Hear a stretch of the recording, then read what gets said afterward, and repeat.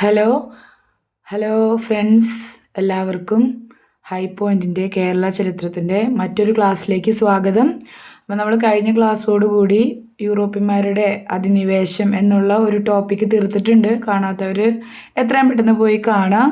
അത് കണ്ടതിന് ശേഷം ഈ ട്രാവൻകൂർ, ഹിസ്റ്ററി ഓഫ് ട്രാവൻകൂർ അല്ലെങ്കിൽ ട്രാവൻകൂറിൻ്റെ ചരിത്രം എന്നുള്ള വിഷയത്തിലേക്ക് വരാനായിട്ട് ശ്രമിക്കുക. അതായിരിക്കും കുറച്ചുകൂടി അപ്രോപ്രിയേറ്റ് ആയിട്ടുള്ളൊരു ഓർഡർ. ഇതുപോലെ തന്നെ ഈ വിഷയവും പഠിക്കുമ്പോൾ തന്നെ ഇതിൻ്റെ ആദ്യത്തെ പാർട്ടാണ്. ഈ വീഡിയോ ഇതിൻ്റെ ആദ്യത്തെ പാർട്ടാണ്. ഇതിൻ്റെ ഹിസ്റ്ററി ഓഫ് ട്രാവൻകൂർ എന്ന് പറയുന്ന വിഷയത്തിൻ്റെ ആദ്യത്തെ ഭാഗമാണ്. അപ്പോൾ ഇത് കണ്ടതിന് ശേഷം മാത്രം നിങ്ങൾ അടുത്ത പാർട്ടുകൾ ഈ വിഷയത്തിൻ്റെ തന്നെ കാണാനായിട്ട് ശ്രമിക്കുക. ഒന്നും അവിടെ നിന്ന് ഇവിടുന്ന് എടുത്ത് പഠിക്കാതിരിക്കുക. പഠിക്കുമ്പോൾ അതൊരു ഓർഡറിൽ പഠിക്കുക. അപ്പോഴാണ് നമുക്കത് ഓർത്തിരിക്കാനും നമ്മൾ പഠിച്ച കാര്യങ്ങൾ കൃത്യമായിട്ട് നമുക്കത് വേണ്ട സമയത്ത് നമ്മുടെ മെമ്മറിയിലേക്ക് വരാനും നമുക്ക് കണക്ട് ചെയ്ത് ഇൻ്റലക്ച്വൽ ആയിട്ടുള്ള ഗസസ് പരീക്ഷ എഴുതുന്ന സമയത്ത് ചെയ്യാനൊക്കെ സാധിക്കും. അപ്പോൾ നമുക്കിനി ട്രാവൻകൂറിൻ്റെ ചരിത്രത്തിലേക്ക് കിടക്കാം. അപ്പോൾ ഇതിനകത്ത് നമ്മൾ പ്രധാനപ്പെട്ടതെന്ന് പറഞ്ഞു കഴിഞ്ഞാൽ ട്രാവൻകൂറിലെ വിവിധ രാജാക്കന്മാരെ പറ്റിയും അവരുടെ കോൺട്രിബ്യൂഷൻസും അങ്ങനെയുള്ള കാര്യങ്ങളൊക്കെയാണ് നമ്മൾ പഠിക്കുന്നത്. അതിനകത്ത് ആദ്യത്തെ ആണ് അനിഴം തിരുനാൾ മാർത്താണ്ഡവർമ്മ കേട്ടോ. അനിഴം തിരുനാൾ മാർത്താണ്ഡവർമ്മ. ഈ പേരുകളൊക്കെ തീർച്ചയായിട്ടും മുഴുവനോടെ തന്നെ പഠിക്കാനായിട്ട് ശ്രമിക്കുക. അവരുടെ ജനിച്ച നാളും അവരുടെ സ്ഥാനപ്പേരും അങ്ങനെയൊക്കെ ചേർത്തിട്ടുള്ള ഒരു പേരായിരിക്കും രാജാക്കന്മാർക്കൊക്കെ ഉണ്ടാവുക. അപ്പോൾ ഈ ബാലരാമവർമ്മ എന്നവസാനിക്കുന്ന ചില പേരുകളുണ്ട്. അപ്പോൾ അങ്ങനെ വരുമ്പോൾ എന്താ കുഴപ്പമെന്ന് വെച്ച് കഴിഞ്ഞാൽ ഇതാണോ അതാണോ, ഈ രാജാവാണോ ആ രാജാവാണോ എന്നുള്ള കൺഫ്യൂഷനൊക്കെ വരും. അതുപോലെ തന്നെ ഇവർ രാജാവായിരുന്ന ആ കാലഘട്ടം ഓർത്തു വയ്ക്കുക. അപ്പോഴാണ് ചില ഹിസ്റ്റോറിക്കൽ ഇവൻസ് ആയിട്ട് നമുക്ക് ഈ രാജാക്കന്മാരെ ബന്ധിപ്പിക്കാനായിട്ട് കഴിയുക.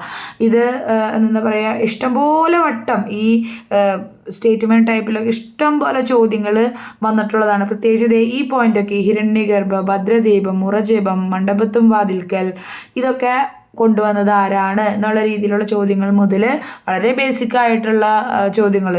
ഫൗണ്ടർ ഓഫ് മോഡേൺ ട്രാവൻകൂർ അതാരാണ്, മോഡേൺ ട്രാവൻകൂറിൻ്റെ ഫൗണ്ടർ ആരാണ് എന്നുള്ള രീതിയിലുള്ള നേരിട്ടുള്ള ചോദ്യങ്ങൾ വരെ ഇഷ്ടംപോലെ വട്ടം ഉണ്ടായിട്ടുണ്ട്. PSC ഇപ്പോൾ കുറച്ച് നാൾ മുന്നേ, അതായത് അധികം ഇപ്പോൾ ചോദിക്കാത്ത ടോപ്പിക്കുകളിൽ നിന്നൊക്കെ ചോദിക്കുന്നുണ്ട്. എന്ന് പറഞ്ഞു കഴിഞ്ഞാൽ ഒരു കാലം ആയപ്പോൾ കുറച്ച് സമയം കഴിഞ്ഞ് 2 വർഷമായിട്ട് ചില ടോപ്പിക്കുകളിൽ നിന്നൊന്നും വളരെ ബേസിക് ആയിട്ടുള്ള ചോദ്യങ്ങളൊന്നും ചോദിക്കാറില്ല. പക്ഷേ 3, 4, 5 വർഷം മുന്നൊക്കെ ചോദിച്ചിരുന്ന ചോദ്യങ്ങൾ ഇപ്പോൾ സ്റ്റേറ്റ്മെൻറ്റിലും അല്ലാതെയും ഒക്കെ വരുന്നുണ്ട്. നമുക്കിങ്ങനെ ഏതെങ്കിലും ഒരു പോയിന്റ് വിട്ടുകളയാൻ പറ്റുമെന്ന് വെച്ചാൽ അങ്ങനെ വിട്ടുകളയാൻ പറ്റില്ല. ഏതിന്ന് വേണമെങ്കിലും ചോദിക്കുക. അപ്പോൾ നിങ്ങൾ അത്രയും ഇമ്പോർട്ടൻ്റ് ആയിട്ട് തന്നെ ഇത് കാണാൻ കൃത്യമായിട്ട് നോട്ട്സ് എഴുതി പഠിക്കണം എന്ന് തന്നെയാണ് ഞാൻ പറയുന്നത്. ഓരോ പോയിന്റ് ഒരു 3 പ്രാവശ്യമെങ്കിലും വളരെ ശ്രദ്ധയോടെ വായിക്കുക, ഓർമ്മിക്കാനായി ശ്രമിക്കുക. അപ്പോൾ അനിഴം തിരുനാൾ മാർത്താണ്ഡവർമ്മ, അദ്ദേഹം തിരുവിതാംകൂർ ഭരിച്ചത് 1729 മുതൽ 1758 വരെ. ഈ 1729 മുമ്പായിട്ട് ഈ തിരുവിതാംകൂറിൻ്റെ ഈ മാർത്താണ്ഡവർമ്മ മുതലാണ് ശരിക്കും തിരുവിതാംകൂറിൽ ഭരണം ശരിക്കും ഉണ്ടാകുന്നത്. അതായത് അതിക്ക് മുന്നേ വേറെ രാജാക്കന്മാരൊക്കെ ആയിരുന്നു ഭരിച്ചുകൊണ്ടിരുന്നത്. ഇദ്ദേഹത്തിന് അശോക ഓഫ് ട്രാവൻകൂർ അല്ലെങ്കിൽ മോഡേൺ അശോക എന്നൊക്കെ വിളിക്കുന്നുണ്ട്. അനിഴം തിരുനാൾ മാർത്താണ്ഡവർമ്മ വളരെ ശക്തനായിട്ടുള്ള ഭരണാധികാരിയായിരുന്നു. മാർത്താണ്ഡവർമ്മ സ്വന്തം അധികാരം വളരെയധികം ഊട്ടിയുറപ്പിക്കുകയും നല്ല രീതിയിലുള്ളൊരു മിലിറ്ററി പവർ അദ്ദേഹത്തിന് എന്താ പറയുക വളർത്തിക്കൊണ്ടുവരാൻ സാധിക്കുകയും അതുപോലെ തന്നെ അദ്ദേഹത്തിൻ്റെ പവർ പെരിഫറി എവിടെ വരെ, അതായത് എക്സ്റ്റെൻഡ് വരെ അദ്ദേഹം പവർ ഉപയോഗിക്കുന്ന ഈ വിദേശ ശക്തികളൊക്കെ വന്ന് ഇവിടുത്തെ ട്രേഡേഴ്സായിട്ട് വന്ന് ഒരുപാട് ആഭ്യന്തര കാര്യങ്ങളിലൊന്നും ഇത് ചെയ്യാനോ ഇടപെടാനോ ഒന്നും അദ്ദേഹം സമ്മതിച്ചിട്ടില്ല. അതിൻ്റെയൊക്കെ പ്രശ്നം എന്താണെന്ന് വളരെ വിദൂരമായ പ്രശ്നങ്ങൾ അത് ഉണ്ടാക്കും. തൻ്റെ അധികാരത്തിനത് ചോദ്യം ചെയ്യുന്നൊക്കെയുള്ള അറിവ് അദ്ദേഹത്തിനുണ്ട്. അതുകൊണ്ട് തന്നെ അദ്ദേഹം അതൊന്നും സംഭവിച്ചില്ല. അദ്ദേഹം വളരെ ക്രൂരൻ എന്നൊക്കെ ചില സമയത്ത് നമുക്ക് തോന്നും ചില കാര്യങ്ങൾ കേൾക്കുമ്പോൾ. എങ്കിൽ പോലും വളരെ ശക്തനായിട്ടുള്ളൊരു ഭരണാധികാരിയായിരുന്നു. അതുപോലെ തന്നെ അദ്ദേഹത്തിന് അയേൺ മാൻ, ഉരുക്ക് മനുഷ്യൻ എന്ന് അറിയപ്പെടുന്നുണ്ട്. വേറെ ആരാണ് ഉരുക്ക് മനുഷ്യൻ എന്ന് അറിയപ്പെടുന്നത് നിങ്ങൾക്ക് ഓഫ് കോഴ്സ് അറിയാം. അതൊന്ന് കമൻറ്റിൽ ഇടാൻ ശ്രമിക്കാം. അതുപോലെ തന്നെ പ്രിൻസ് ഓഫ് നെയ്യാറ്റിൻകര എന്നറിയപ്പെടുന്നത്, നെയ്യാറ്റിൻകര നമുക്കറിയാം തിരുവനന്തപുരം ജില്ലയിലാണ്. പ്രിൻസ് ഓഫ് നെയ്യാറ്റിൻകര എന്നറിയപ്പെടുന്നത് ആരാണ്? അനിഴം തിരുനാൾ മാർത്താണ്ഡവർമ്മയാണ്. ഇദ്ദേഹമാണ് ചില സംവിധാനങ്ങളും അതുപോലെ തന്നെ ചില കസ്റ്റംസും ചില രീതികളും ചില ഇന്നും തുടർന്നു പോന്നുകൊണ്ടിരിക്കുന്ന ചില കാര്യങ്ങളൊക്കെ തുടങ്ങിയത് ആരാണ്? നമ്മുടെ അനിഴം തിരുനാൾ മാർത്താണ്ഡവർമ്മയാണ്. അതിനകത്ത് ചിലതാണ് ഹിരണ്യഗർഭ എന്ന് പറയുന്ന സമ്പ്രദായം, അതുപോലെ തന്നെ ഭദ്രദീപം, മുറജപം എന്നൊക്കെയുള്ള സംഭവങ്ങൾ തുടങ്ങിയത് ആരാണ്? അനിഴം തിരുനാൾ മാർത്താണ്ഡവർമ്മയാണ്. അതുപോലെ തന്നെ മണ്ഡപത്തും വാതിൽക്കൽ, ഈ സെക്രട്ടേറിയറ്റ് അസിസ്റ്റൻ്റ് ഒക്കെ പഠിക്കുന്ന ആളുകൾ തീർച്ചയായും ഓർത്തിരിക്കുന്ന ഒരു പേരാണ് മണ്ഡപത്തും വാതിൽക്കൽ. കാരണം അതൊരു ഭരണ സംവിധാനമാണ്, താലൂക്കുകൾ ആണ്. അന്നത്തെ കാലത്ത് താലൂക്കുകളിലെയാണ് ഈ മണ്ഡപത്തും വാതിൽക്കൽ എന്നുള്ള ഇത് വന്നത്. നമ്മൾ പറഞ്ഞിരുന്നു, നമ്മളൊരു വിദേശ ശക്തിനെ കുറിച്ച് പഠിക്കുമ്പോൾ മണ്ഡപത്തും വാതിൽക്കൽ എന്ന് പറഞ്ഞ ഇതിനെ താലൂക്കുകൾ എന്നാക്കി മാറ്റിയെന്ന്. അതാരാക്കിയെന്ന് നിങ്ങൾ വീഡിയോസ് കണ്ടിട്ടില്ലെങ്കിൽ പോയി വീഡിയോ കണ്ട് നിങ്ങൾക്ക് കണ്ടെത്താം. അറിയുമെങ്കിൽ, ഉത്തരം അറിയുന്നെങ്കിൽ തീർച്ചയായും കമൻറ്റ് ബോക്സിൽ ഇടാനായിട്ട് ശ്രമിക്കാം. ഇനി കൃഷ്ണപുരം പാലസ് ഇദ്ദേഹമാണ് പണി കഴിപ്പിച്ചത്. കൃഷ്ണപുരം പാലസ്, അതിനകത്താണ് ഈ കൃഷ്ണപുരം പാലസിൻ്റെ ഒരു പ്രത്യേകതയുണ്ട്, ഗജേന്ദ്രമോക്ഷം ചുമർ ചിത്രം. അപ്പോൾ നമുക്കിന്ന് അവൈലബിൾ ആയിട്ടുള്ള ഏറ്റവും വലിയ ചുമർ ചിത്രങ്ങളിൽ ഒന്നാണ് ഗജേന്ദ്രമോക്ഷം ചുമർചിത്രം. ഇത് കൃഷ്ണപുരം പാലസിലാണ് ഉള്ളത്. കായംകുളത്താണ് ഈ പാലസ് സ്ഥിതി ചെയ്യുന്നത്. ഞാനൊരു ഇച്ചിരി സ്പീഡിൽ പറഞ്ഞു പോകുന്ന പോലെ തോന്നും, കാരണം എന്താണെന്ന് വെച്ചാൽ കുറച്ച് അധികം നമുക്ക് പഠിക്കാനുണ്ട്. അതുകൊണ്ട് തന്നെ വേറെ ആവശ്യമില്ലാത്ത കണ്ടൻറ്റുകളും ഒന്നും പറയേണ്ട ആവശ്യമില്ലല്ലോ, കുറച്ച് ക്ലീൻ ആയിട്ട് പോകാമെന്ന് വിചാരിച്ചിട്ടാണ്. അതുപോലെ തന്നെ നിങ്ങൾക്ക് സ്പീഡ് കൂടുന്നു തോന്നുന്നുണ്ടെങ്കിൽ നിങ്ങൾക്ക് നമ്മുടെ സ്ക്രീനിൻ്റെ റൈറ്റ് സൈഡിൽ മുകളിലായിട്ട് സെറ്റിങ്സിൻ്റെ ബട്ടണിൽ പോയിട്ട് തീർച്ചയായും വീഡിയോ കൂട്ടിയോ കുറച്ചോ ഒക്കെ കാണാനുള്ള ഓപ്ഷൻ ഉണ്ട്. അപ്പോൾ അതൊക്കെ ഉപയോഗിക്കാം. ഇനി നമ്മൾ അനിഴം തിരുനാൾ മാർത്താണ്ഡവർമ്മയുടെ കാലഘട്ടത്തെക്കുറിച്ച് പറയുമ്പോൾ ഏറ്റവും പ്രധാനപ്പെട്ടതാണ് ഈ കുളച്ചൽ യുദ്ധം. അതാര് തമ്മിലാണ്? നമ്മൾ ഡച്ചുകാരെ കുറിച്ച് പഠിക്കുമ്പോൾ ഇത് ഓൾറെഡി പഠിച്ചതാണ്. 1741 വളരെ ഇമ്പോർട്ടൻ്റ് ആയിട്ടുള്ളൊരു ഇയറാണ് 1741. ഒരു കാരണവശാലും മറന്നു പോകാൻ പാടില്ല. മാർത്താണ്ഡവർമ്മയും ഡച്ചുകാരും തമ്മിലാണ്. ഇതിനകത്ത് ഡച്ചുകാരെ നയിച്ചൊരു മേധാവിയാണ് ഡിലനോയ്, വലിയ കപ്പിത്താൻ എന്നൊക്കെ നമ്മൾ പഠിച്ചില്ലേ, ഡിലനോയ്. അപ്പോൾ തീർച്ചയായും മാർത്താണ്ഡവർമ്മ ഈ യുദ്ധം ജയിച്ചു. യുദ്ധം ജയിച്ചു കഴിഞ്ഞപ്പോൾ ഡിലനോയ് എന്ത് ചെയ്തു? ഡിലനോയ് മാർത്താണ്ഡവർമ്മയ്ക്ക് മുമ്പ് കീഴടങ്ങി കഴിഞ്ഞ് കഴിഞ്ഞപ്പോൾ എന്ത് ചെയ്തു? നാവികസേനയുടെ പടത്തലവനാക്കുകയാണ് ചെയ്യുന്നത്. തിരുവിതാംകൂർ രാജാവായിരുന്ന അനിഴം തിരുനാൾ മാർത്താണ്ഡവർമ്മ ഈ ഡിലനോയിനെ ഒരു ബന്ദിയാക്കാനോ അവഹേളിക്കാനോ ഒന്നുമല്ല നിന്നത്. അദ്ദേഹം എന്ത് ചെയ്തു? അദ്ദേഹത്തിന് അറിയാം യൂറോപ്യൻസിൻ്റെ ഒരു അഡ്മിനിസ്ട്രേഷൻ അല്ലെങ്കിൽ യുദ്ധത്തിൻ്റെ ഒരു ഭയങ്കര അഡ്വാൻസ്ഡ് ആയിട്ടുള്ള യുദ്ധ കോപ്പുകളും ആയുധങ്ങളും അല്ലെങ്കിൽ യുദ്ധത്തിൻ്റെ രീതികളും ഒക്കെ അവർക്ക് അറിയാം. അപ്പോൾ ഡിലനോയിനെ എന്ത് ചെയ്തു? അദ്ദേഹം പടത്തലവനാക്കുകയാണ് ചെയ്യുന്നത് ഡിലനോയ്. അപ്പോൾ തിരുവിതാംകൂറിൻ്റെ സേനകളെ എന്ത് ചെയ്യുന്നു? ട്രെയിൻ ചെയ്യിപ്പിക്കുന്നു. അതുകൊണ്ടാണ് ഡിലനോയിനെ വലിയ കപ്പിത്താൻ എന്നൊക്കെ അറിയപ്പെടുന്നത്. ഈ കുളച്ചൽ യുദ്ധത്തെ പറ്റി നമുക്ക് ഡച്ചുകാരെ പറ്റി പഠിച്ചപ്പോൾ തന്നെ നമ്മൾ പഠിച്ചിട്ടുണ്ട്. ഓക്കെ, അപ്പോൾ നമുക്ക് അടുത്ത സ്ലൈഡിലോട്ട് പോവാം. ഇനി അദ്ദേഹത്തിൻ്റെ കാലഘട്ടത്തിൽ തന്നെ ഉണ്ടായ ഒരു പ്രധാനപ്പെട്ട യുദ്ധമാണ് 1746 പുറക്കാട് യുദ്ധം. ഈ യുദ്ധം വഴി അദ്ദേഹം എന്ത് ചെയ്തു? കായംകുളം പിടിച്ചടക്കി. അപ്പോൾ ഈ മാർത്താണ്ഡവർമ്മയ്ക്ക് ശരിക്കും യൂറോപ്യൻസിനേക്കാളും കൂടുതൽ മാടമ്പിമാർ, പിള്ളമാർ ഒക്കെയാണ് എന്ത് ചെയ്തത്? കൂടുതൽ ഈ അദ്ദേഹത്തിൻ്റെ അധികാരത്തെ ചോദ്യം ചെയ്തിരുന്നത്. അപ്പോൾ അദ്ദേഹം എന്ത് ചെയ്തു? ഓരോ സ്ഥലങ്ങളും യുദ്ധം ചെയ്ത് പിടിച്ചടക്കുന്നു. അതിനെ കൃത്യമായി ഒരു അഡ്മിനിസ്ട്രേഷൻ്റെ കൺട്രോളിലേക്ക് കൊണ്ടുവരാനും നല്ല, അതായത് അയൺ മാൻ എന്നൊക്കെ വിളിക്കുന്നത് എന്തുകൊണ്ട്? യാതൊരുവിധ ദാക്ഷിണ്യവും ആൾ കാണിക്കില്ല. ആളോട് എന്തെങ്കിലും രീതിയിലുള്ള ചതിവ് ആളുടെ അടുത്ത് കാണിച്ചു കഴിഞ്ഞാൽ, ഈ രാജാവിൻ്റെ അടുത്ത് കാണിച്ചു കഴിഞ്ഞാൽ, മാർത്താണ്ഡവർമ്മയുടെ അടുത്ത് കാണിച്ചു കഴിഞ്ഞാൽ അദ്ദേഹം ഒരു രീതിയിലുള്ള അളവുമില്ല. ഒന്നില്ലെങ്കിൽ വധിച്ച് കാട്ടിക്കളയുക, അല്ലെങ്കിൽ ക്രൂരമായ രീതികളാണ് അദ്ദേഹം പിന്തുടർന്നുകൊണ്ടിരുന്നത്. അതുകൊണ്ട് തന്നെ ഈ ഒരു ഇറ്റാലിയൻ റൈറ്റർ ഉണ്ട്, മക്കവെല്ലി എന്ന് പറഞ്ഞിട്ട്, അദ്ദേഹത്തിൻ്റെ ഒരു ദ പ്രിൻസ് എന്ന് പറഞ്ഞൊരു ബുക്കുണ്ട്. ആ ബുക്കിൽ പറയുന്നത് എങ്ങനെയാണ് ഒരു ഭരണാധികാരി ഭരണം ഇങ്ങനെ ഉറപ്പിക്കേണ്ടത് എന്നതിനെ പറ്റിയിട്ടുള്ള, അതിനകത്ത് പറഞ്ഞിരിക്കുന്ന കാര്യങ്ങൾ അച്ചട്ട് അല്ലെങ്കിൽ അതുപോലെ തന്നെ പാലിച്ച ഒരാളാണ് ആര്? അദ്ദേഹം അത് വായിച്ചിരുന്നു എന്ന് എനിക്കറിയില്ല, പക്ഷെ നമുക്കൊരു സാമ്യം കാണാൻ പറ്റും. അതായത് അതിനകത്ത് പറയുന്നത് എന്താണെന്ന് വെച്ചാൽ, ഒരു ഭരണാധികാരിനെ സ്നേഹിക്കുന്ന ജനതയുള്ളതിനേക്കാളും ഭരണാധികാരിക്ക് നല്ലത് ഭരണാധികാരിനെ ഭയക്കുന്ന ഒരു ജനത ഉള്ളതാണെന്നാണ്. കാരണം എന്താണെന്ന് വെച്ചാൽ അത് കുറച്ചും കൂടിയും ഭരണാധികാരിനെ അലർട്ടായിട്ടിരിക്കാനും നിയമങ്ങൾ കൂടുതൽ നന്നായിട്ട് അനുസരിപ്പിക്കാനും ഒക്കെ അത് ഹെൽപ്പ് ചെയ്യും എന്നുള്ളതാണ്. എത്രത്തോളം ശരിയാണെന്നുള്ളതല്ല, പക്ഷെ ഇദ്ദേഹം ഒരു ട്രൂലി ഒരു അയൺമാൻ തന്നെയായിരുന്നു. ഓക്കെ, ഇനി 1850 തൃപ്പടിദാനം തുടക്കം. ഒരുപാട് കേട്ടിട്ടുള്ള കാര്യമാണല്ലേ ഈ തൃപ്പടിദാനം. ഇത് തുടങ്ങിയ ആൾ ആരാണ്? തുടങ്ങിയത് മാർത്താണ്ഡവർമ്മയാണ്. അത് തുടങ്ങിയത് 1850 1750-കളിൽ ആണ്. ഇനി മാവേലിക്കര ഉടമ്പടി 1753 മാവേലിക്കര ഉടമ്പടി നടക്കുന്നുണ്ട്. ഡച്ചുകാരുമായിട്ടാണ് നടക്കുന്നത്. നമുക്കറിയാം കുളച്ചൽ യുദ്ധത്തിന് തോൽവി സംഭവിച്ചതിന് ശേഷം ഡച്ചുകാരുമായിട്ട് നടത്തിയ ഒരു ട്രീറ്റിയാണ് മാവേലിക്കര ഉടമ്പടി.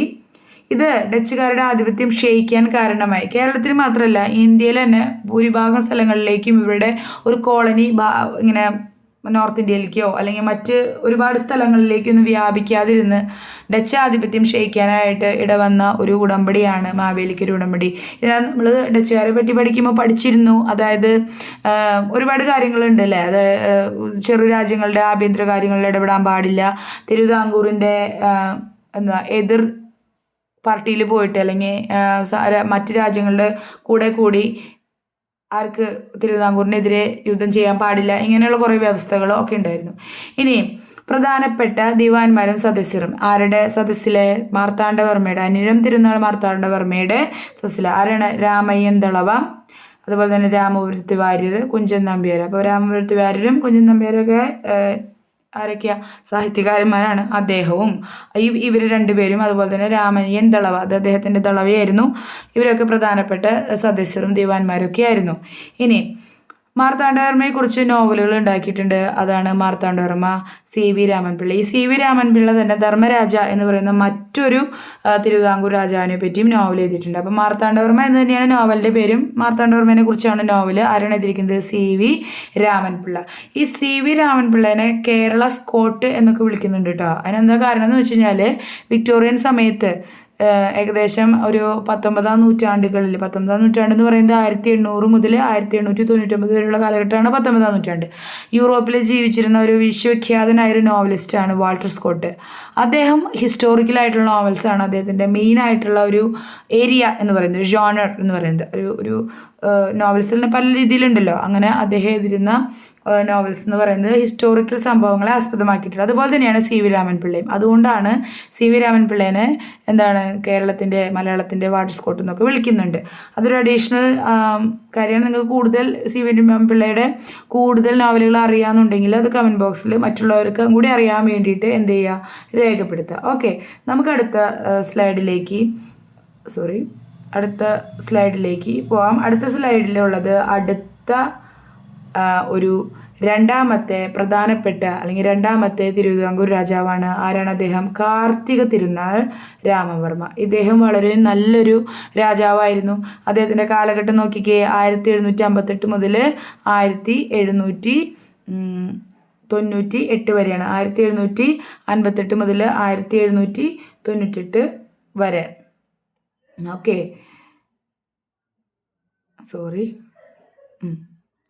ഇനി ഇദ്ദേഹം അറിയപ്പെടുന്നത് ധർമ്മരാജ, കിഴവൻ രാജ എന്നൊക്കെയാണ് അറിയപ്പെടുന്നത്. ധർമ്മരാജ, കിഴവൻ രാജ എന്നൊക്കെ അറിയപ്പെടുന്നത്. ഈ കിഴവൻ രാജ എന്നൊക്കെ പറഞ്ഞു കഴിഞ്ഞാൽ അദ്ദേഹം ഒരുപാട് കാലം 40 വർഷത്തോളം അദ്ദേഹം ഭരിച്ചു.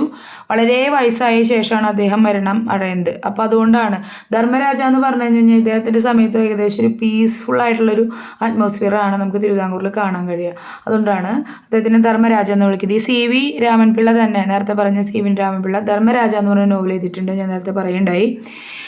ട്രാവൻകൂറിൻ്റെ തലസ്ഥാനം പത്മനാഭപുരത്ത് നിന്ന് തിരുവനന്തപുരത്തേക്ക് മാറ്റി. അപ്പോൾ ട്രാവൻകൂർ എന്ന് ഉദ്ദേശിക്കുന്നത് തിരുവിതാംകൂറിൻ്റെ തലസ്ഥാനം പത്മനാഭപുരത്തായിരുന്നു. അപ്പോൾ ആദ്യത്തെ തലസ്ഥാനം എവിടെയായിരുന്നു? പത്മനാഭപുരത്തായിരുന്നു. അവിടെ നിന്ന് തിരുവനന്തപുരത്തേക്ക് മാറ്റിയത് അനിഴം തിരുനാൾ മാർത്താണ്ഡവർമ്മയാണ് എന്ന് പറഞ്ഞാൽ ആ സ്റ്റേറ്റ്മെൻറ്റ് തെറ്റാണ്. അതാരാ ചെയ്തത്? കാർത്തിക തിരുനാൾ രാമവർമ്മ ആണ്. ഇനി ഹൈദരാലി ട്രാവൻകൂർ ആക്രമണ സമയത്തെ രാജാവാണ് ആര്? ധർമ്മരാജ. നമ്മൾ ഹൈദരാലിയുടെ അറ്റാക്കുകളും ഒക്കെ നമ്മൾ കഴിഞ്ഞ ക്ലാസ്സിൽ ചെറുതായിട്ടൊന്ന് മെൻഷൻ ചെയ്തിട്ടുണ്ടായിരുന്നു. നമ്മളെ മോഡേൺ ഇന്ത്യൻ ഹിസ്റ്ററി പഠിക്കുമ്പോൾ കുറച്ചും കൂടിയും അതൊക്കെ പഠിക്കുന്നതാണ് കേട്ടോ. ഇതുപോലെ തന്നെ നെടുങ്കോട്ട പണിതു ആര്? ടിപ്പു നെടുങ്കോട്ട പണിത് ഈ സമയത്തൊക്കെ തന്നെയാണ് അത് നടക്കുന്നത്. അതുപോലെ തന്നെ രാജാ കേശവദാസ്, ഇദ്ദേഹത്തിൻ്റെ പ്രധാനപ്പെട്ട ഒരു ദിവാനായിരുന്നു. കാർത്തിക തിരുനാൾ രാമവർമ്മയുടെ ഒരു ദിവാനാണ് രാജാ കേശവദാസ്. അദ്ദേഹത്തിൻ്റെ പേര് ഓർമ്മിച്ച് വെച്ചോ, ഇമ്പോർട്ടൻ്റ് ആണ്. അദ്ദേഹം ആലപ്പുഴ ശില്പി. നമ്മൾ കഴിഞ്ഞ ക്ലാസ്സുകളിൽ ഇദ്ദേഹത്തിൻ്റെ പേര് മെൻഷൻ ചെയ്തിട്ടുണ്ട്. അതുപോലെ തന്നെ തിരുവനന്തപുരം ചാലക്കമ്പോളം സ്ഥാപിച്ചത് ആരാണ്? രാജാ കേശവദാസ് ആണ്. വലിയ ദിവാൻജി എന്നറിയപ്പെടുന്നു. ഇദ്ദേഹത്തിൻ്റെ പേരെന്താണ്? ഒരു കളിപ്പേരുണ്ട് അല്ലെങ്കിൽ ഒരു വിളിപ്പേരുണ്ട്, അദ്ദേഹത്തിൻ്റെ ബഹുമാനത്തോടെ ആൾക്കാർ വിളിക്കുന്നത് വലിയ ദിവാൻജി എന്നായിരുന്നു. അതുപോലെ തന്നെ രാജാ കേശവദാസ്, ഇദ്ദേഹത്തിൻ്റെ പേര് ശരിക്കും കേശവൻ പിള്ള എന്നായിരുന്നു. അപ്പോൾ ഈ രാജാ കേശവദാസ് എന്നുള്ള പേര്, ആ പട്ടം, ആ ബിരുദം അദ്ദേഹത്തിന് നൽകിയത് മോണിങ്ടൺ പ്രഭു ആയിരുന്നു. മോണിങ്ടൺ പ്രഭു ആണ് കേട്ടോ. ഇനി അയ്യപ്പൻ മാർത്താണ്ഡപിള്ള, മറ്റൊരു ദിവാനായിരുന്നു ആര്? അയ്യപ്പൻ മാർത്താണ്ഡപിള്ള. അദ്ദേഹമാണ് വർക്കല ടൗൺ പണി കഴിപ്പിച്ചത്. വർക്കലയിൽ പോയിട്ടുണ്ടെങ്കിൽ ബ്യൂട്ടിഫുൾ ആയിട്ടുള്ള ബീച്ചസ് ഉണ്ട്, നിങ്ങൾ പോയിട്ടുണ്ടെങ്കിൽ കാണാം. ആ വർക്കല ടൗൺ പണി കഴിപ്പിച്ചത് ആരാണ്? അയ്യപ്പൻ മാർത്താണ്ഡപിള്ള. ഇദ്ദേഹം ആട്ടക്കഥകൾ രചിച്ചിട്ടുണ്ട്. ആരാണ്? കാർത്തിക തിരുനാൾ രാമവർമ്മ. നരകരവാദം എന്ന് പറയുന്നത് അദ്ദേഹത്തിൻ്റെ ഒരു ആട്ടക്കഥയാണ്. ആട്ടക്കഥ എന്താണ്? കഥകളിയുടെ സാഹിത്യ രൂപമാണ് എന്ത്? ആട്ടക്കഥ. കഥകളിനെ പറ്റിയൊക്കെ നമ്മൾ വളരെ ഡീറ്റെയിൽ ആയിട്ട് പഠിക്കും കേട്ടോ. സാഹിത്യം, കല പഠിക്കുമ്പോൾ നമ്മൾ വളരെ ഡീറ്റെയിൽ ആയിട്ട് അതിൻ്റെ സാഹിത്യ രൂപമായിട്ടുള്ള ആട്ടക്കഥകൾ രചിച്ച ആൾക്കാരെ പറ്റിയും കഥകളി എന്ന കലയെ പറ്റിയും ഒക്കെ നമ്മൾ പഠിക്കുന്നതാണ്. ഇപ്പം ഇത്ര മാത്രം അറിഞ്ഞിരിക്കുക. കാർത്തിക തിരുനാൾ രാമവർമ്മ ആട്ടക്കഥകൾ രചിച്ചിട്ടുണ്ട്. അത് ഒന്നാണ് നരകരവാദം. കൂടുതൽ നിങ്ങൾക്ക് അറിയാമെന്നുണ്ടെങ്കിൽ കമൻറ്റ് ബോക്സിൽ മെൻഷൻ ചെയ്യാം. ഇദ്ദേഹത്തിൻ്റെ മറ്റ് പ്രധാന കൃതികളാണ് ബാലരാമഭാരതം, രാജസൂയം, കല്യാണ സൗഗന്ധികം. ഓക്കെ, പ്രധാനപ്പെട്ട ഒരു സദസ്യനായിരുന്നു ഉണ്ണായി വാര്യർ. നളചരിതം ആട്ടക്കഥ എഴുതിയ ഉണ്ണായി വാര്യർ ഇദ്ദേഹത്തിൻ്റെ പ്രധാനപ്പെട്ട ഒരു സദസ്യരിൽ ഒരാളായിരുന്നു. അപ്പോൾ ഈ പോയിന്റുകളൊക്കെ നിങ്ങൾക്ക് ഒരു 3 പ്രാവശ്യമൊക്കെ വായിച്ച് മനസ്സിലുറപ്പിക്കാനായിട്ട് ശ്രമിക്കുക. കൃത്യമായിട്ട് നോട്ട്സ് കണ്ട് നോട്ട് എഴുതാൻ പറ്റുന്ന ആളുകളാണെങ്കിൽ ഒരു നോട്ട് ബുക്കിൽ നോട്ട്സ് എഴുതുക. അതല്ലാതെ ചുമ്മാ നമ്മൾ കിടന്ന് ഒരു സ്ഥലത്ത് വെറുതെ തലയിൽ കൈവച്ച് വരുന്ന ഒന്നും ഇത് വെറുതെ കേട്ട് പോകരുത്. നോട്ട്സ് ഉണ്ടെങ്കിൽ അത് വെച്ച് വായിക്കാം. അതുപോലെ തന്നെ നോട്ട്സ് എഴുതി എടുക്കാനായിട്ടും ശ്രമിക്കുക. ഞാൻ എല്ലാ പോയിൻറ്റും ഇവിടെ അടയാളപ്പെടുത്തിയിട്ടുണ്ട്. അത് വായിച്ച് എക്സ്പ്ലെയിൻ ചെയ്യാൻ മാത്രം ഞാൻ ചെയ്യുന്നത് കേട്ടോ. ഇനി അടുത്ത സ്ലൈഡിലേക്ക് പോവാം. അടുത്ത സ്ലൈഡ് വളരെ ചെറിയ പോയിന്റുകളേ ഉള്ളൂ. അതെന്താണെന്ന് നോക്കാം. അവിട്ടം തിരുനാൾ ബാലരാമവർമ്മ. ഓക്കെ, അവിട്ടം തിരുനാൾ ബാലരാമവർമ്മ അദ്ദേഹം 3ാമത്തെ ട്രാവൻകൂർ രാജാവായിരുന്നു. അദ്ദേഹത്തിൻ്റെ കാലഘട്ടം 1798 മുതൽ 1810 വരെയാണ്. ഏകദേശം ഒരു 12 വർഷകാലമേ അദ്ദേഹം ഭരിച്ചിട്ടുള്ളൂ. അദ്ദേഹം വളരെ ദുർബലനായ ട്രാവൻകൂർ രാജാവായിരുന്നു. അതായത് നമ്മൾ മൊത്തത്തിൽ ട്രാവൻകൂർ രാജാക്കന്മാരെ നോക്കുമ്പോൾ അതിൽ തന്നെ ഏറ്റവും ദുർബലനായിട്ടുള്ള, അധികം കോൺട്രിബ്യൂഷൻസ് ഒന്നും നടത്താൻ കഴിയാത്ത ആ ദുർബലത്വം, അദ്ദേഹത്തിൻ്റെ ഒരു ശക്തിയില്ലായ്മയും ഒക്കെ ഒരുപാട് നമ്മുടെ വിദേശ ശക്തികളായിട്ടുള്ള ബ്രിട്ടീഷൊക്കെ ഇവിടെ തിരുവിതാംകൂറിൽ വളർന്നു വരുന്നതിനും അധിനിവേശം വളരെ പെട്ടെന്നാവുന്നതിനും ട്രാവൻകൂർ ബ്രിട്ടീഷ് അധികാരം അംഗീകരിച്ചു കൊടുക്കുന്നതിനൊക്കെ കാരണമായിട്ടുണ്ട്. ഓക്കെ, ദുർബലനായ തിരുവിതാംകൂർ രാജാവാണ്. അതിനാൽ തന്നെ ബ്രിട്ടീഷ് അധിനിവേശം ട്രാവൻകൂറിൽ ഉണ്ടാകുന്നുണ്ട്, കൂടുതലാവുന്നുണ്ട്. അതായത് മാർത്താണ്ഡവർമ്മയൊക്കെ ഇങ്ങനെ റെസിസ്റ്റ് ചെയ്ത് ഇങ്ങനെ ഒരു എന്താ പറയുക, ഒരു പ്രതിരോധം തീർത്ത് വെച്ചിരുന്ന സംഭവമാണ് ഈ അധികമായിട്ട് വിദേശ ശക്തികൾ നമ്മുടെ തിരുവിതാംകൂറിലേക്കൊക്കെ വരിക എന്നുള്ളത്. പക്ഷേ ഇവിടെ അവിട്ടം തിരുനാൾ ബാലരാമവർമ്മയുടെ പിടിപ്പുകേട് എന്ന് പറയാതല്ലാന്നുണ്ടെങ്കിൽ അദ്ദേഹത്തിന് അതിൻ്റേതായിട്ടുള്ളൊരു ശക്തിയില്ലായ്മ, സപ്പോർട്ടില്ലായ്മ ഒക്കെ ഉണ്ടായിരുന്നു. അപ്പോൾ എന്താണ്, അദ്ദേഹത്തിൻ്റെ ആ ഒരു പ്രശ്നം ബ്രിട്ടീഷ് അധിനിവേശം ഇവിടെ കൂട്ടുന്നതിന് ഇടയായി. ഇദ്ദേഹത്തിൻ്റെ പ്രധാനപ്പെട്ട ദിവാൻമാരായിരുന്നു വേലുത്തമ്പി. അതായത് ഈ രാജാവിനേക്കാളും പ്രശസ്തനാണ് വേലുത്തമ്പി ദളവ അല്ലേ. അവിട്ടം തിരുനാൾ ബാലരാമയുടെ ദിവാനായിരുന്നു വേലുത്തമ്പി.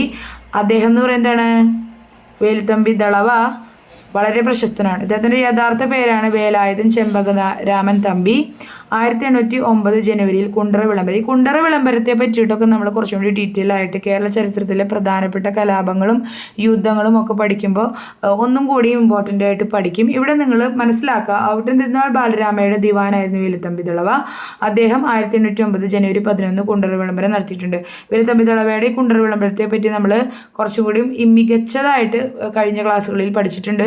കുറച്ചും കൂടി പോയിന്റ്സ് നമ്മൾ പഠിച്ചിട്ടുണ്ട്. നിങ്ങൾക്ക് ആ വീഡിയോ എടുത്ത് ചെയ്യാം. ഞാൻ ഇതിൻ്റെ കമൻറ്റ് ബോക്സിൽ അല്ലെങ്കിൽ ഇതിൻ്റെ ഡിസ്ക്രിപ്ഷൻ ബോക്സിൽ, ഈ വീഡിയോയുടെ ഡിസ്ക്രിപ്ഷൻ ബോക്സിൽ കേരള ചരിത്രത്തിൻ്റെ പ്ലേലിസ്റ്റിൻ്റെ ലിങ്ക് പ്രൊവൈഡ് ചെയ്തിട്ടുണ്ട്. അവിടെ നിന്ന് ക്രൊണോളജിക്കലി ഈ ക്ലാസ് എടുക്കുന്ന ഓർഡറിൽ തന്നെ നിങ്ങൾക്ക് ആ വീഡിയോകളൊക്കെ ആക്സസ് ചെയ്യാവുന്നതാണ്. ഓക്കെ, അടുത്ത ദിവാൻ. അപ്പോൾ ഈ ഒരു കുണ്ടറ വിളംബരം കഴിഞ്ഞ് ഉണ്ടാവുന്ന കലാപത്തിൽ തന്നെ എന്തുണ്ടാവുന്നുണ്ട്, വേലുത്തമ്പി ദളവ ആത്മഹത്യ ചെയ്ത് ജീവൻ ഒടുക്കുന്നുണ്ട്. അപ്പോൾ അതിന് ശേഷമാണ് ഉമ്മിണിത്തമ്പി വരുന്നത്. ഇദ്ദേഹം ബാലരാമപുരം ടൗൺ ശില്പി എന്ന് അറിയപ്പെടുന്നുണ്ട്. അതുപോലെ തന്നെ പോലീസ് ഫോഴ്സ് ഉണ്ടാക്കിയ ആളാരാണ്? തിരുവിതാംകൂറിൽ പോലീസ് ഫോഴ്സ് ഉണ്ടാക്കിയത് ഉമ്മണിത്തമ്പി. അത് വേലുത്തമ്പി ദളവയാന്ന് തെറ്റിദ്ധരിക്കരുത്. വേലുത്തമ്പി ദളവ ഭയങ്കര പവർഫുള്ളും മൈൻഡ് നല്ല പവർഫുള്ളായിട്ടുള്ള ആളാണ് ഈ വേലുത്തമ്പി ദളവ. അതുകൊണ്ട് പോലീസ് ഫോഴ്സ് ഉണ്ടാക്കിയത് അദ്ദേഹമാണെന്നൊന്നും തെറ്റിദ്ധരിച്ചേക്കരുത്. ഉമ്മിണിത്തമ്പിയാണ് പോലീസ് ഫോഴ്സ് തിരുവിതാംകൂറിൽ ഒരു സിസ്റ്റമാറ്റിക് ആയിട്ടുള്ള രീതിയിലൊക്കെ കൊണ്ടുവരുന്നത്. നമുക്ക് അടുത്ത ഇതിലേക്ക് പോവാം. അടുത്തതൊരു വനിതാ ഭരണാധികാരിയാണ്. അത് പ്രധാനമായിട്ടും നിങ്ങൾ ഓർത്തിരിക്കണം. ഇഷ്ടംപോലെ വട്ടം ഇത് ചോദിച്ചിട്ടുണ്ട്. നമ്മുടെ ഈ വക ചോദ്യങ്ങൾ വനിതാ ഭരണാധികാരി ആരായിരുന്നു? ഈ കഴിഞ്ഞ LSJയിൽ വനിതാ സ്പീക്കറെ പറ്റിയിട്ടുള്ള ഒരു ചോദ്യം ഉണ്ടായിരുന്നു. അപ്പോൾ അതുപോലെ തന്നെ അപ്പോൾ വനിതാ ഭരണാധികാരി, തിരുവിതാംകൂറിൻ്റെ ആദ്യത്തെ ഭരണാധികാരി, വനിതാ ഭരണാധികാരി ഒരു ഇമ്പോർട്ടൻ്റ് ആയിട്ടുള്ള ചോദ്യം തന്നെയാണ്. അതിൽ നിന്ന് ചോദ്യങ്ങൾ ഇഷ്ടംപോലെ വട്ടം ഉണ്ടായിട്ടുണ്ട്. അപ്പോൾ റാണി ഗൗരി ലക്ഷ്മിബായി. ഇനി രണ്ടുപേരെയും കൂടി നമ്മൾ ഈ ചരിത്രത്തിൽ പഠിക്കുമ്പോൾ രണ്ട് ഭരണാധികാരികളെയും കൂടി പഠിക്കും. അതുകൊണ്ട് തന്നെ ഈ പേര് വളരെ പ്രധാനപ്പെട്ടതായിട്ട് ഓർത്തിരിക്കുക. ഗൗരിയാണ് കേട്ടോ ആദ്യത്തെ. ഗൗരി ലക്ഷ്മിബായി. ഗൗരി ലക്ഷ്മിബായി എന്ന് മുതലാണ് 1810 മുതൽ 1815 വരെ 5 വർഷക്കാലേ ഭരിച്ചുള്ളൂ. അപ്പോൾ ഏറ്റവും കുറവ് ഭരിച്ച ഭരണാധികാരിയാണ്. ഓഫ് കോഴ്സ് അത് ആലോചിക്കാമല്ലോ. അന്ന് സ്ത്രീകളൊന്നും അങ്ങനെ ഉയർന്നു വരുന്നതൊന്നും വളരെ അപൂർവമാണ്. അപ്പോൾ ഏറ്റവും കുറവ് ഭരിച്ച ഭരണാധികാരി ആരാണ്? റാണി ഗൗരിയിലെ. സ്ത്രീകളിൽ മാത്രമല്ല കേട്ടോ, മൊത്തത്തിൽ ട്രാവൻകൂർ രാജകുമാരുടെ കാര്യം എടുക്കുമ്പോൾ അല്ലെങ്കിൽ ഭരണാധികാരികളുടെ കാര്യം എടുക്കുമ്പോൾ ഏറ്റവും കുറവ് ഭരിച്ച ഭരണാധികാരി ആരാണ്? റാണി ഗൗരി ലക്ഷ്മിബായി ആണ് ട്രാവൻകൂറിൻ്റെ ആദ്യത്തെ വനിതാ ഭരണാധികാരി. ഇനി ഇവർ വളരെ റെലവൻ്റ് ആയിട്ടുള്ള പ്രധാനപ്പെട്ട കുറേ മാറ്റങ്ങൾ തിരുവിതാംകൂറിൽ കൊണ്ടുവന്നിട്ടുണ്ട്. അതിലൊന്നാണ് 1812 ഡിസംബർ 5 അടിമക്കച്ചവടം നിർത്തലാക്കി. ഇത് ചോദ്യം വന്നിട്ടുണ്ട്. 1812 ഡിസംബർ 5 അടിമക്കച്ചവടം നിർത്തലാക്കിയത് ഏത് തിരുവിതാംകൂർ ഭരണാധികാരിയാണ്? മാർത്താണ്ഡവർമ്മ എന്ന് വരും, ധർമ്മരാജ എന്ന് വരും, അതുപോലെ തന്നെ റാണി ഗൗരി ലക്ഷ്മിബായി എന്ന് പറയും, റാണി ഗൗരി പാർവതിബായി ഒക്കെ വരും. അത് നമ്മൾ ഓർക്കണം. ഗൗരി ലക്ഷ്മിബായി ആണ് അത് നിർത്തലാക്കിയത്. അടിമക്കച്ചവടം. ഇനിയുടെ കൊച്ചിയുടെ ആദ്യ വനിതാ ഭരണാധികാരി. ഇനി തിരുവിതാംകൂറിൻ്റെ ആദ്യ ഭരണാധികാരി ഗൗരി ലക്ഷ്മിബായി ആണ്. എന്നാൽ കൊച്ചിയുടെ ആദ്യ ഭരണാധികാരി ആരാണ്?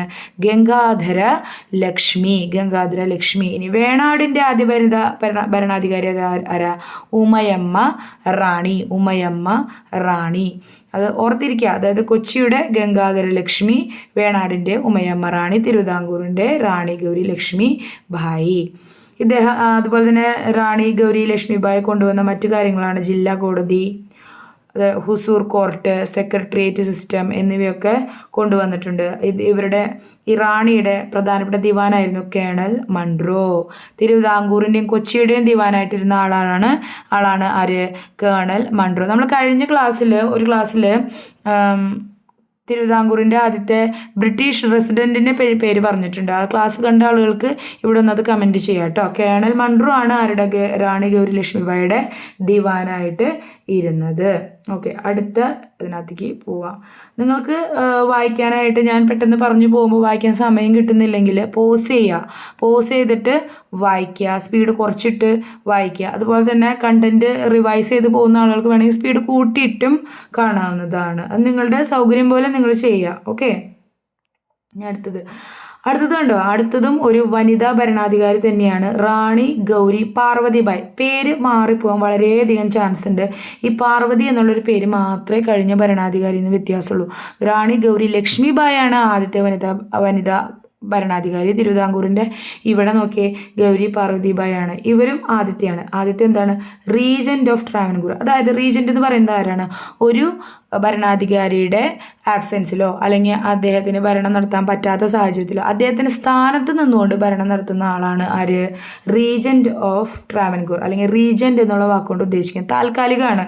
ഈ ഭരണാധികാരി തിരിച്ചു വരുമ്പോൾ അല്ലെങ്കിൽ ഈ ഭരണാധികാരി മെച്യൂർ ആകുമ്പോൾ ഒരു വയസ്സിലെത്തുമ്പോൾ ഭരണം നടത്താനുള്ള ഒരു വയസ്സ് അല്ലെങ്കിൽ മെച്യൂരിറ്റി ആവുന്ന സമയത്ത് എന്ത് ചെയ്യും? ഇവർ മാറിക്കൊടുക്കണം.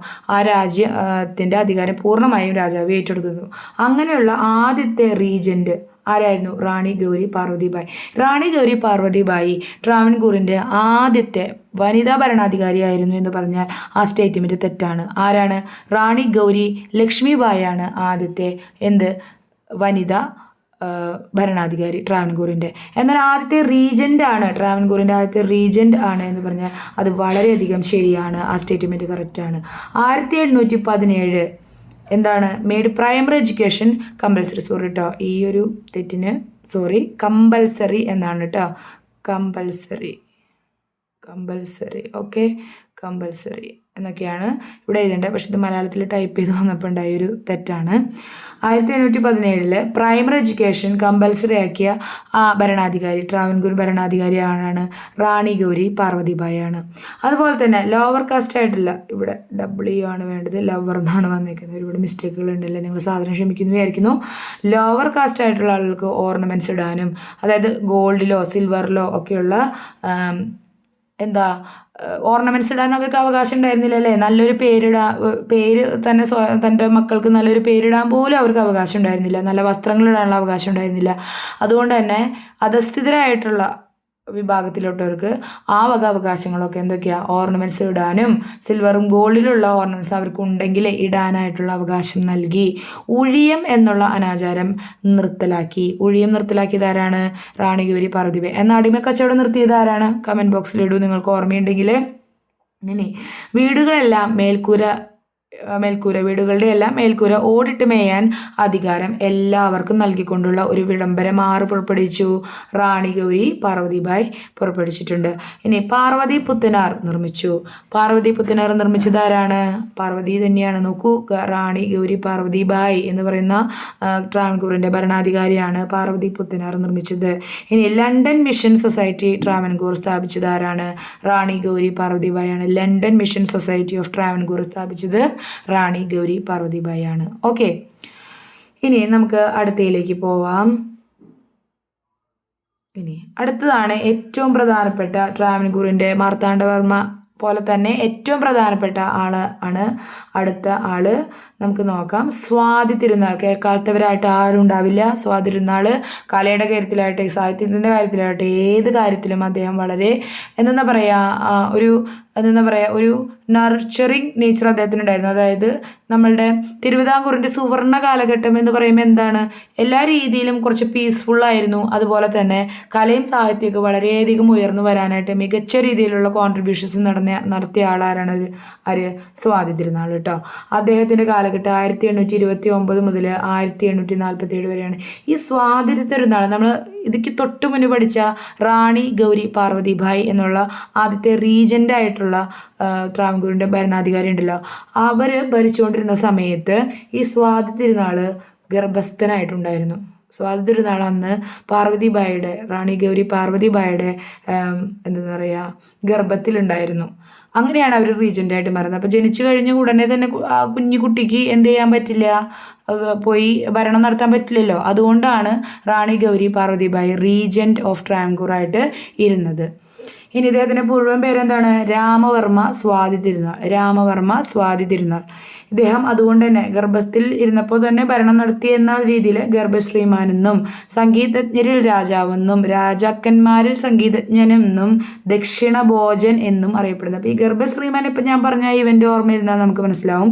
ഇദ്ദേഹം കലയിലൊക്കെ സംഗീതത്തിൽ നടത്തിയ കോൺട്രിബ്യൂഷൻ കൊണ്ട് നമുക്ക് സംഗീതജ്ഞരിൽ രാജാവ്, അതുപോലെ തന്നെ രാജാക്കന്മാരിൽ സംഗീതജ്ഞനെ ഓർത്തിരിക്കാം. ദക്ഷിണ ഭോജൻ എന്നുള്ളത് പഠിച്ചില്ലെങ്കിൽ ഓർക്കാൻ ബുദ്ധിമുട്ടാണ്.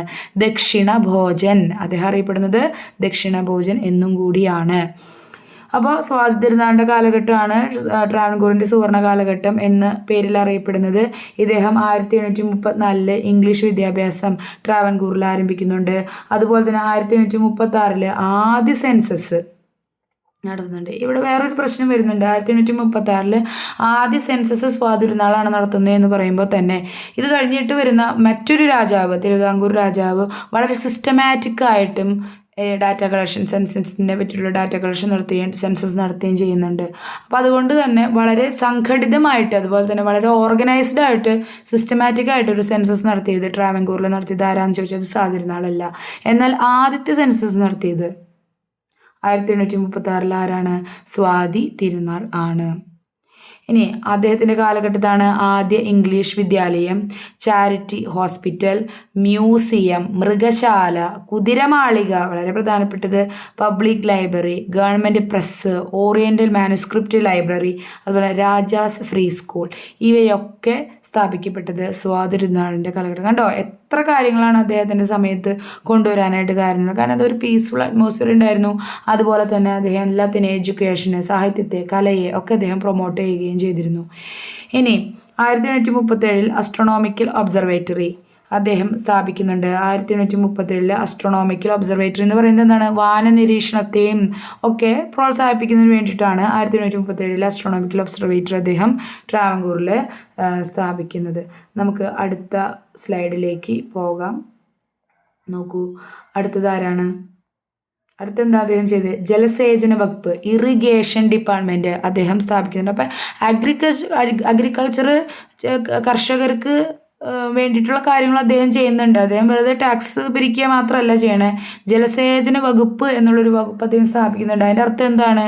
അഗ്രികൾച്ചറിനെ അദ്ദേഹം പ്രോത്സാഹിപ്പിച്ചിരുന്നു. അതുപോലെ തന്നെ പൊതുമരാമത്ത് വകുപ്പ് കൊണ്ടുവന്നു എന്ന് പറയുമ്പോൾ എന്താ അർത്ഥമാക്കുന്നത്? ഇൻഫ്രാസ്ട്രക്ചർ അല്ലേ, ഫെസിലിറ്റീസ് ആക്സസിബിൾ ആക്കുന്നതിന് വേണ്ടിയിട്ടുള്ള കാര്യങ്ങൾ ചെയ്തിട്ടുണ്ട്. അതുപോലെ തന്നെ ശുചീന്ദ്രം കൈമുക്ക് എന്ന് പറയുന്ന അനാചാരം അദ്ദേഹം നിർത്തലാക്കി. ഓക്കെ, ഉഴിയം നിർത്തലാക്കിയതാരാണ്? കുറച്ച് മുന്നേ നമ്മൾ പഠിച്ചതാണ്, ഒന്ന് ബാക്കിലേക്ക് പോയി നോക്കുക. ഉഴിയം എന്ന അനാചാരം നിർത്തിയതാരാണ്? സുചീന്ദ്രൻ കൈമുക്ക് അദ്ദേഹം നിർത്തലാക്കി. അപ്പോൾ എന്താ ഈ സുചീന്ദ്രൻ കൈമുക്ക്? നമുക്കറിയാം, ഈ തിളച്ചെണ്ണയിൽ കൈമുക്കി ഒരാൾ കുറ്റക്കാരനാണോ അല്ലേ എന്നൊക്കെയുള്ള കാര്യങ്ങൾ തീരുമാനിക്കുക. അതെല്ലാവർക്കും ഈക്വലി ഉണ്ടായിരുന്നില്ല. അതായത് അധസ്ഥിതനായിട്ടുള്ള ഒരു വ്യക്തി ചെയ്ത കുറ്റം ആരോപിക്കപ്പെട്ട് കഴിഞ്ഞ് കഴിയുമ്പോൾ അദ്ദേഹം അത് ചെയ്തിട്ടില്ല എന്ന് കാണുന്നതിന് വേണ്ടിയിട്ട് പല ആചാരങ്ങളാണല്ലേ, അദ്ദേഹം ശുദ്ധനാണ് അല്ലെങ്കിൽ ആ കുറ്റം ചെയ്തിട്ടില്ല എന്ന് കാണണമെങ്കിൽ തിളച്ചെണ്ണയിൽ കൈമുക്കുക. കുറ്റം ചെയ്താലും ചെയ്തില്ലെങ്കിലും തിളച്ചെണ്ണയിൽ കൈമുക്കി കഴിഞ്ഞാൽ ആരുടെയായാലും കൈ പൊള്ളും. അപ്പോൾ തീർച്ചയായും ഈ കുറ്റാരോപിതനായിട്ടുള്ള ആളുടെയും കൈ പൊള്ളിയിട്ടുണ്ടാവും. അപ്പോൾ എന്ത് ചെയ്യും? ഇദ്ദേഹം കുറ്റാരോപിതനാണെന്ന് വിധിക്കപ്പെടും. ഇങ്ങനത്തെ കണ്ണും പൂട്ടിയിട്ടുള്ള കുറച്ച് കാര്യങ്ങൾ അദ്ദേഹം നിർത്തി. അതാണ് ഒന്നാമത്തെയാണ് ശുചീന്ദ്രം കൈമുക്ക്. ഇദ്ദേഹത്തിൻ്റെ സദസ്സിലുണ്ടായിരുന്ന വളരെ പ്രധാനപ്പെട്ട ഒരു കവിയാണ് ഇരയമ്മൻ തമ്പി. ഇരയമ്മൻ തമ്പിയുടെ കവിതകളും ഒക്കെ അതുപോലെ തന്നെ ആട്ടക്കഥകളും ഒക്കെ വളരെ ഫേമസ് ആണ്. ഉത്തരാ സ്വയംവരം എന്നുള്ളൊരു വർക്കുണ്ട് അദ്ദേഹത്തിൻ്റെ. അതുപോലെ തന്നെ നമുക്ക് എല്ലാവർക്കും സുപരിചിതമായിട്ടുള്ള ഓമന തിങ്കൾ കിടാവോ എന്ന് പാടുന്ന അതിമധുരമായൊരു ലല്ലബി, അതായത് ഒരു താരാട്ട് പാട്ട് അദ്ദേഹം രചിച്ചതാണ് ഇരയമ്മൻ തമ്പി. ഇരയമ്മൻ തമ്പിയും സ്വാതിരുന്നാളും നമ്മളുടെ മോഹിനിയാട്ടം എന്ന കലയിലേക്ക് ഒരുപാട് കോൺട്രിബ്യൂഷൻസ് നടത്തിയ ആളുകളാണ്. അവർ നമ്മൾക്ക് എന്ത് ചെയ്യാം, മോഹിനിയാട്ടം കല എന്ന് പറയുന്ന സെക്ഷനിൽ നമ്മൾ പഠിക്കും അധികം വൈകാതെ. അപ്പോൾ നിങ്ങളത് ആ വീഡിയോസൊക്കെ ഇറങ്ങുമ്പോൾ തന്നെ, അത് പബ്ലിഷ് ചെയ്യപ്പെടുമ്പോൾ തന്നെ നിങ്ങൾക്ക് കിട്ടുന്നതിന് വേണ്ടിയിട്ട് നിങ്ങൾ എന്ത് ചെയ്യണം? ഇപ്പോഴേ തന്നെ സബ്സ്ക്രൈബ് ചെയ്തിടുക, അത് ഫോളോ ചെയ്യുക. അതുപോലെ തന്നെ ഞാൻ വേറൊരു കാര്യം പറയട്ടെ, നമ്മൾ എല്ലാ സാറ്റർഡേകളിലും NCERT text book 10, 11, 12 ക്ലാസ്സുകളിലെ NCERT text ബുക്കുകൾ, അതല്ലെങ്കിൽ നിങ്ങൾക്ക് വേണമെന്ന് പറയുന്ന ടെക്സ്റ്റ് ബുക്കുകൾ ഇതുപോലെ ടെക്സ്റ്റ് ബുക്കായി തന്നെ സ്ക്രീനിൽ ഷെയർ ചെയ്ത് വേർഡ് ബൈ വേർഡ് എക്സ്പ്ലെയിൻ ചെയ്ത് പോവാണ് ഒരു സീരീസ് ഇറങ്ങാൻ പോകുന്നുണ്ട്. അപ്പോൾ താല്പര്യമുള്ളവർ ഇപ്പോഴേ തന്നെ സബ്സ്ക്രൈബ് ചെയ്തിട്ട് നിങ്ങൾക്കത് വരുമ്പോൾ തന്നെ നിങ്ങൾക്കത് കിട്ടും. അപ്പോൾ NCERT ടെക്സ്റ്റ് ബുക്കൊക്കെ വായിച്ചെടുക്കാൻ ചിലർക്കൊക്കെ ബുദ്ധിമുട്ടുണ്ട്. അതുപോലെ തന്നെ വായിക്കാൻ ബുദ്ധിമുട്ടുണ്ടെങ്കിലും എല്ലാവർക്കും താല്പര്യം ഉണ്ടാവില്ല ഈ ടെക്സ്റ്റ് ബുക്കുകൾ ഇങ്ങനെ ഇരുന്ന് ഡിജിറ്റലായിട്ടൊക്കെ ഇരുന്ന് വായിക്കാനായിട്ട്, അല്ലെങ്കിൽ കയ്യിലുണ്ടെങ്കിൽ തന്നെ വായിക്കാനൊന്നും ആർക്കും ചിലപ്പോൾ താല്പര്യം ഉണ്ടാവില്ല. അപ്പോൾ തീർച്ചയായും നിങ്ങൾക്കിത് ഉപകാരപ്പെടുന്നതാണ് ഞാൻ വിചാരിക്കുന്നത്. ഈ ഡിഗ്രി ലെവലിലുള്ള എക്സാമുകൾ പഠിക്കുന്ന ആളുകൾ എന്തായാലും NCERT ടെക്സ്റ്റ് ബുക്കുകൾ വായിച്ചിരിക്കണം. അവിടെ നിന്നുള്ള കോപ്പി പേസ്റ്റ് ചെയ്തിട്ടുള്ള ചോദ്യങ്ങൾ PSCക്ക് വന്നിട്ടുണ്ട്. 1 മാർക്കെങ്കിൽ 1 മാർക്ക് അത് ഒട്ടും കളയാതെ തന്നെ നമ്മൾ മേടിച്ചെടുക്കാനാണ് എല്ലാ പരീക്ഷയിലും നമ്മൾ ചെയ്യേണ്ടത്, അല്ലേ? ഇതുപോലെ തന്നെ സ്റ്റാമ്പിൽ പ്രത്യക്ഷപ്പെട്ട ആദ്യത്തെ കേരള രാജാവാണ്. അപ്പോൾ തിരുവിതാംകൂർ, കൊച്ചി, മലബാർ എന്നില്ല. കേരളത്തിലുള്ള രാജാക്കന്മാരിൽ സ്റ്റാമ്പിൽ പ്രത്യക്ഷപ്പെട്ട ആദ്യത്തെ കേരള രാജാവ് ആരാണ്? സ്റ്റാമ്പിൽ പ്രത്യക്ഷപ്പെട്ട ആദ്യത്തെ മലയാളിയല്ല ഞാൻ ഉദ്ദേശിക്കുന്നത്. സ്റ്റാമ്പിൽ പ്രത്യക്ഷപ്പെട്ട ആദ്യത്തെ കേരള രാജാവ് ആരാണ്? അത് സ്വാതി തിരുനാളാണ്. ആരാണ് ആദ്യത്തെ മലയാളി? അതൊന്നും അറിയാവുന്നവർ കമൻറ്റ് ചെയ്യുക കേട്ടോ. ഇനി പ്രധാന കൃതികൾ അതൊക്കെയാണ് ഭക്തിമഞ്ജരി, നവരത്ന മാളിക, ഒരുപാടുണ്ട്. ഞങ്ങളുടെ പ്രധാനപ്പെട്ട 2 എണ്ണമാണ് നമ്മൾ ഈ നേരത്തെ പറഞ്ഞല്ലോ, മോഹിനിയാട്ടത്തെക്കുറിച്ച് പഠിക്കുമ്പോൾ നമ്മൾ തീർച്ചയായും അത് പഠിക്കും. നവരത്ന മാളിക അദ്ദേഹം അതായത് ചെറിയ ചെറിയ തോതിലാണെങ്കിൽ പോലും വലിയ തോതിലായാലും എല്ലാ മേഖലയിലും അദ്ദേഹത്തിൻ്റെ ഒരു കോൺട്രിബ്യൂഷൻ നമുക്ക് ആസ് എ ഭരണാധികാരി നമുക്ക് സാധിക്കും. അതുകൊണ്ട് തന്നെയാണ് അദ്ദേഹത്തിൻ്റെ കാലഘട്ടം തിരുവിതാംകൂറിൻ്റെ വൺ ഓഫ് ദി ബെസ്റ്റ് അല്ലെങ്കിൽ ഗോൾഡൻ എറ എന്നൊക്കെ, സുവർണ കാലഘട്ടം എന്നൊക്കെ അറിയപ്പെടുന്നത്. ഇദ്ദേഹം നായർ പട്ടാളം ആരംഭിച്ചു. നായർ. അപ്പോൾ ഇദ്ദേഹം കഥയും കവിതയായിട്ടൊക്കെ ഇങ്ങനെ എല്ലാ ഈവനിങ്ങുകളിലും ഇങ്ങനെ പാർട്ടിയായിട്ടൊക്കെ ഇങ്ങനെ നടക്കണം അങ്ങനത്തെ ഒരാൾ മാത്രമല്ല. അദ്ദേഹം നായർ പട്ടാളം, അതായത് നമ്മുടെ രാജ്യത്തിൻ്റെ സുരക്ഷേനെയും അദ്ദേഹം കൺസിഡർ ചെയ്തിട്ട് നായർ പട്ടാളം എന്നുള്ള ഒരു പട്ടാളത്തെയും അദ്ദേഹം ആരംഭിക്കുന്നുണ്ട്. ഇനി അപ്പോൾ ഇത്രയാണ് നമ്മൾ തിരുവിതാംകൂർ ചരിത്രത്തിലുള്ള തിരുവിതാംകൂർ രാജാക്കന്മാരെ പറ്റി പഠിച്ചത്. സ്വാതിരുന്നാൾ വരെ, മാർത്താണ്ഡവർമ്മ മുതൽ സ്വാതിരുന്നാൾ. ഇത് പാർട്ട് 1 ആയിരുന്നു. പാർട്ട് 2 ഉടനടി വരും. അടുത്ത വീഡിയോ പാർട്ട് 2 ആണ്. അപ്പോൾ നമുക്ക് ഈ വീഡിയോ ഇവിടെ വെച്ച് നിർത്താം. കണ്ട എല്ലാവർക്കും നന്ദി. സബ്സ്ക്രൈബ് ചെയ്യാൻ മറക്കില്ലല്ലോ. എന്തെങ്കിലും കമൻസും സജഷൻസും ഒക്കെ ഉണ്ടെങ്കിൽ തീർച്ചയായും നിങ്ങൾക്ക് കമൻറ്റ് ബോക്സിലിടാം. Okay, thank